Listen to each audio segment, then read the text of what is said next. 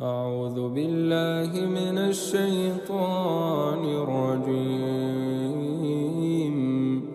بسم الله الرحمن الرحيم. طه ما أنزلنا عليك القرآن لتشقى إلا تذكرة لمن يخشى تنزيلا ممن خلق الأرض والسماوات العلى الرحمن على العرش استوى له ما في السماوات وما في الأرض وما بينهما وما تحت الثرى وإن تجهر بالقول فإنه يعلم السر وأخفى الله لا إله إلا هو له الأسماء الحسنى. وهل أتاك حديث موسى إذ رأى نارا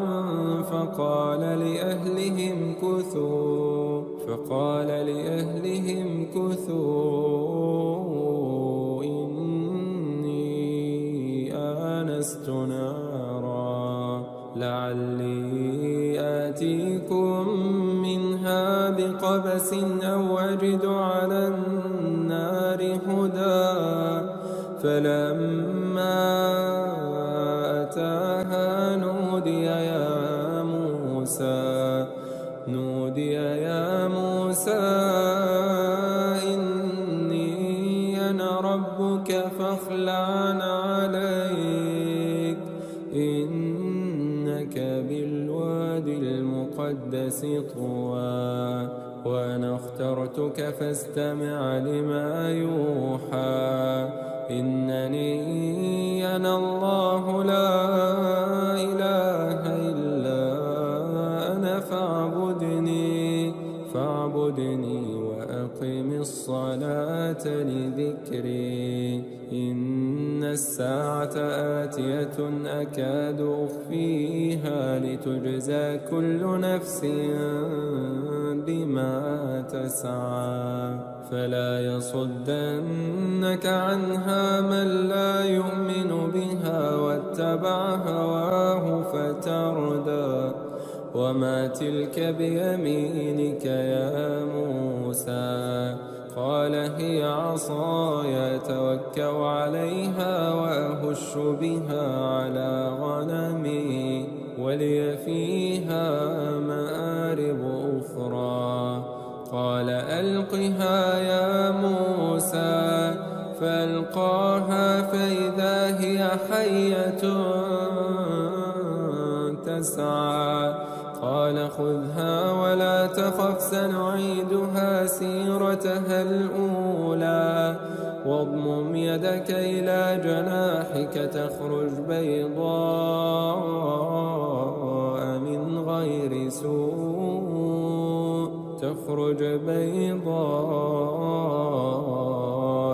غير سوء آية أخرى لنريك من آياتنا الكبرى اذهب إلى فرعون إنه طغى قال رب اشرح لي صدري ويسر لي أمري واحلل عقدة من لساني يفقه قولي واجعل لي وزيرا من أهلي هارون أخي أشدد به أزري وأشركه في أمري كي نسبحك كثيرا ونذكرك كثيرا إنك كنت بنا بصيرا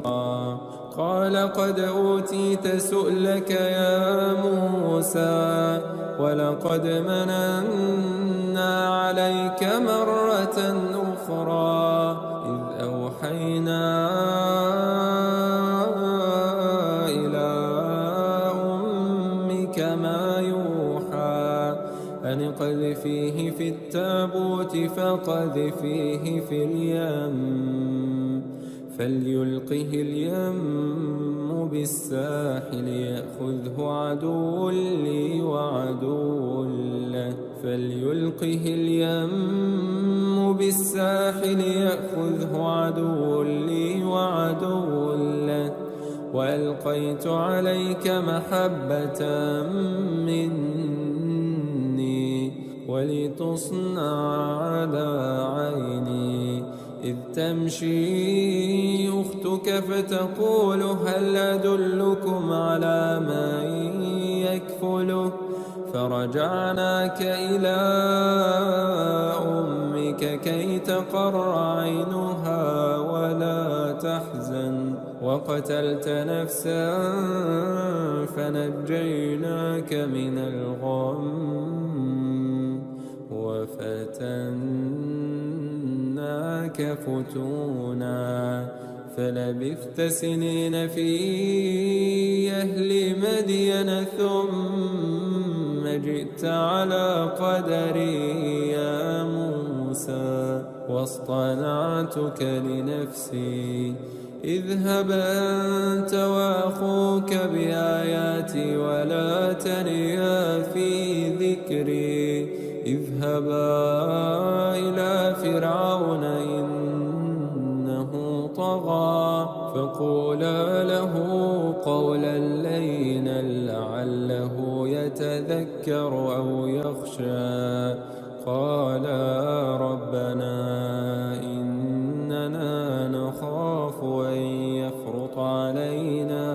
إننا نخاف أن يفرط علينا أو أن يطغى قال لا تخافا إنني معكما أسمع وأرى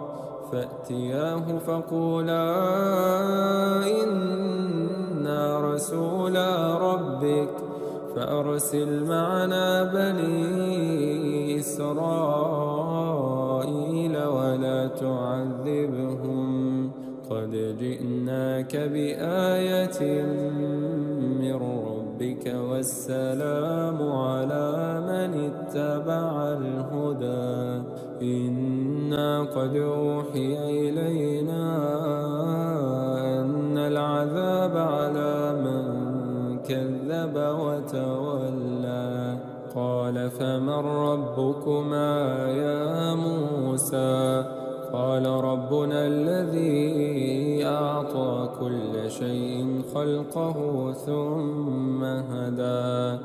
قال فما بال القرون الأولى قال علمها عند ربي في كتاب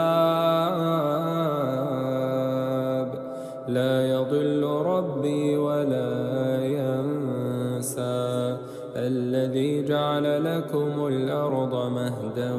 وسلك لكم فيها سبلا وأنزل من السماء ماء فأخرجنا به أزواجا من نبات شتى كلوا وارعوا أنعامكم إن في ذلك لآيات لأولي النهى منها خلقناكم وفيها نعيدكم ومنها نخرجكم تارة أخرى ولقد أريناه آياتنا كلها فكذب وأبى قال جئتنا لتخرجنا من أرضنا بسحرك يا موسى فلنأتينك بسحر مثله فاجعل بيننا وبينك موعدا لا نخلفه نحن ولا أنت مكانا سوى. قال موعدكم يوم الزينة وأن يحشر الناس ضحى فتولى فرعون فجمع كيده ثم أتى قال لهم موسى ويلكم لا تفتروا على الله كذبا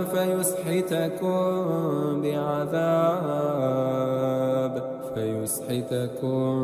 بعذاب وقد خاب من افترى.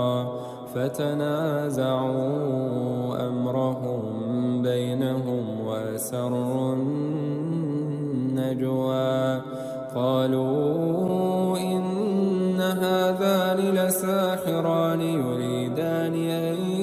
يخرجاكم من أرضكم بسحرهما ويذهبا بطريقتكم المثلى فأجمعوا كيدكم ثم أتوا صفا وقد أفلح اليوم من استعلى. قالوا يا موسى إما أن تلقي وإما أن نكون أول من ألقى. قال بل ألقوا فإذا حبالهم وعصيهم يخيل إليه من سحرهم أنها تسعى فأوجس في نفسه خيفة موسى قلنا لا تخف إنك أنت الأعلى وألق ما في يمينك تلقف ما صنعوا إنما صنعوا كيد ساحر ولا يفلح الساحر حيث أتى. فألقي السحرة سجدا قالوا آمنا برب هارون وموسى. قال آمنتم له قبل أن آذن لكم إنه لكبيركم الذي علمكم السحر فلأقطعن أيديكم وأرجلكم من خلاف ولأصلبنكم في جذوع النخل ولتعلمن أينا أشد عذابا وأبقى. قالوا لن نؤثرك على ما جاءنا من البينات والذي فطرنا فاقض ما أنت قاض إنما تقضي هذه الحياة الدنيا إنا آمنا بربنا ليغفر لنا خطايانا وما أكرهتنا عليه من السحر والله خير وأبقى. إنه من يأت ربه مجرما فإن له جهنم لا يموت فيها ولا يحيا ومن يأته مؤمنا قد عمل الصالحات فأولئك لهم الدرجات العلى جنات عدن تجري من تحتها الأنهار خالدين فيها وذلك جزاء من تزكى. ولقد أوحينا إلى موسى أن أسر بعبادي فاضرب لهم طريقا في البحر يبسا لا تخاف دركا ولا تخشى فأتبعهم فرعون بجنوده فغشيهم من اليم ما غشيهم وضل فرعون قومه وما هدى يا بني إسرائيل قد أنجيناكم من عدوكم وواعدناكم جانب الطور الأيمن ونزلنا عليكم المن والسلوى كلوا من طيبات ما رزقناكم ولا تطغوا فيه فيحل عليكم غضبي ومن يحلل عليه غضبي فقد هوى وإني لغفار لمن تاب وآمن وعمل صالحا ثم اهتدى وما أعجلك عن قومك يا موسى قال هم أولئك على أثري وعجلت إليك رب لترضى قال فإنا قد فتنا قومك من بعدك وأضلهم السامري فرجع موسى إلى قومه غضبان أسفا قال يا قوم ألم يعدكم ربكم وعدا حسنا فطال عليكم العهد أما أردتم أن يحل عليكم غضب من ربكم فأخلفتم موعدي قالوا ما أخلفنا موعدك بملكنا ولكننا حملنا أوزارا من زينة القوم فقذفناها فكذلك ألقى السامري فأخرج لهم عجلا جسدا له خوار فقالوا هذا إلهكم وإله موسى فنسي أفلا يرون ألا يرجع إليهم قولا ولا يملك لهم ضرا ولا نفعا ولقد قال لهم هارون من قبل يا قوم إنما فتنتم به وإن ربكم الرحمن فاتبعوني وأطيعوا أمري قالوا لن نبرح عليه عاكفين حتى يرجع إلينا موسى قال يا هارون ما منعك إذ رأيتهم ضلوا ولا تتبعني فعصيت أمري قال يا ابن لا تأخذ بلحيتي ولا برأسي إني خشيت أن تقول فرقت بين بني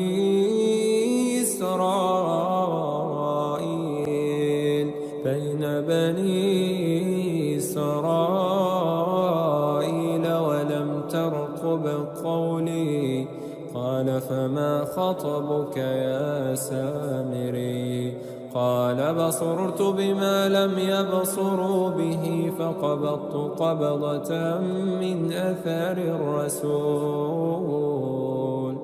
فنبذتها وكذلك سولت لي نفسي قال فاذهب فإن لك في الحياة أن تقول لا مساس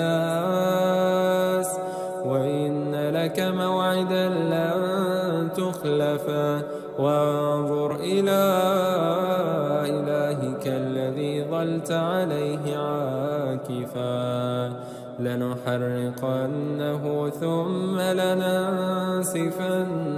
في اليم نسفا إنما إلهكم الله الذي لا إله إلا هو وسع كل شيء علما كذلك نقص عليك من أنباء ما قد سبق وقد آتيناك من لدنا ذكرا من أعرض عنه فإنه يحمل يوم القيامة وزرا خالدين فيه وساء لهم يوم القيامة حملا يوم ينفخ في الصور ونحشر المجرمين يومئذ زرقا يتخافتون بينهم إن لبثتم إلا عشرا نحن أعلم بما يقولون إذ يقول أمثلهم طريقة إن لبثتم إلا يوما ويسألونك عن الجبال فقل ينسفها ربي نسفا فيذرها قاعا صفصفا لا ترى فيها عوجا ولا أمتا يومئذ يتبعون الداعي لا عوج له وخشعت الأصوات للرحمن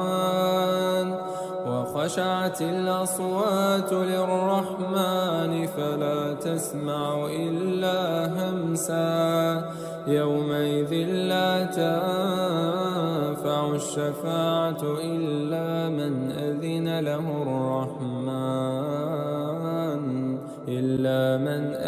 له الرحمن ورضي له قولا يعلم ما بين أيديهم وما خلفهم ولا يحيطون به علما وعنت الوجوه للحي القيوم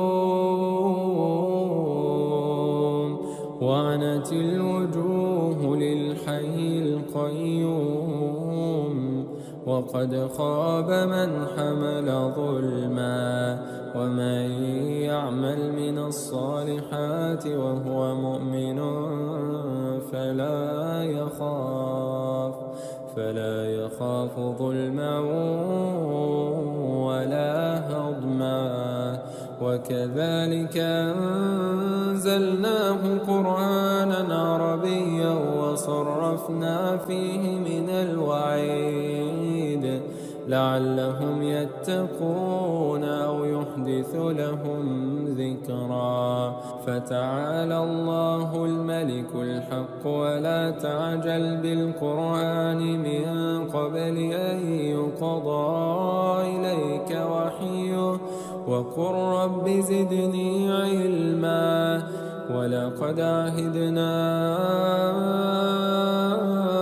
إلى آدم من قبل فنسي ولم نجد له عزما وإذ قلنا للملائكة اسجدوا لآدم فسجدوا إلا إبليس أبى فقلنا يا آدم إن هذا عدو لك ولزوجك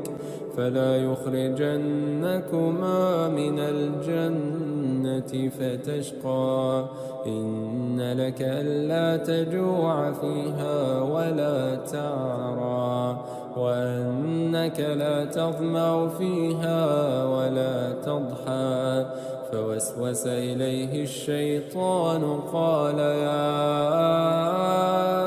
آدم هل أدلك على شجرة الخلد وملك لا يبلى فأكلا منها فبدت لهما سوآتهما وطفقا يخصفان عليهما من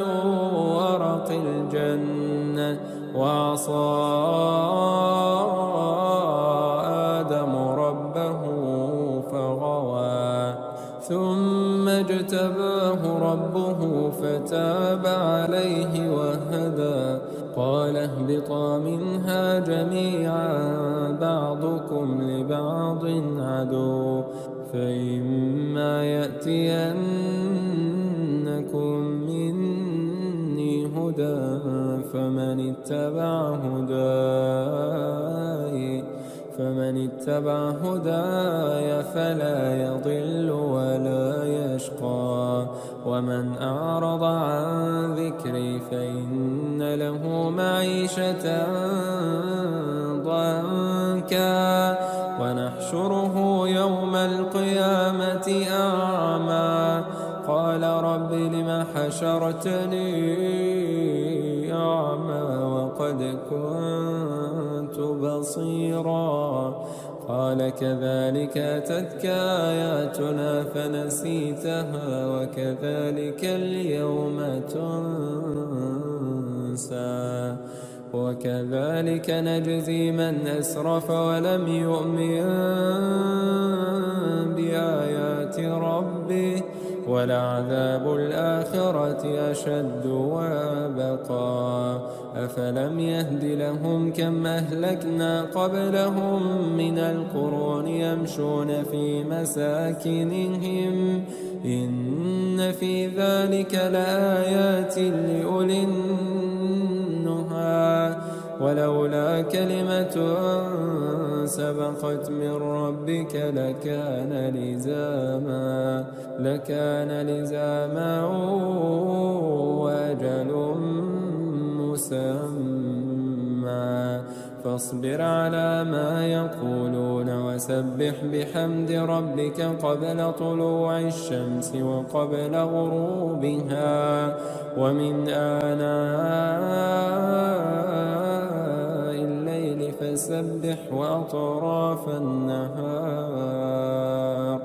فسبح وأطراف النهار لعلك ترضى ولا تمدن عينيك إلى ما متعنا به أزواجا منهم زهرة الحياة الدنيا لنفتنهم فيه ورزق ربك خير وأبقى وأمر أهلك بالصلاة واصطبر عليها لا نسألك رزقا نحن نرزقك والعاقبة للتقوى وقالوا لولا يأتينا بآية من ربه أولم تأتهم بينة ما في الصحف الأولى ولو أنا أهلكناهم بعذاب من قبله لقالوا ربنا لولا رسلت إلينا رسولا فنتبع آياتك من قبل أن نذل ونخزى قل كل متربص فتربصوا فستعلمون من أصحاب الصراط السوي ومن اهتدى.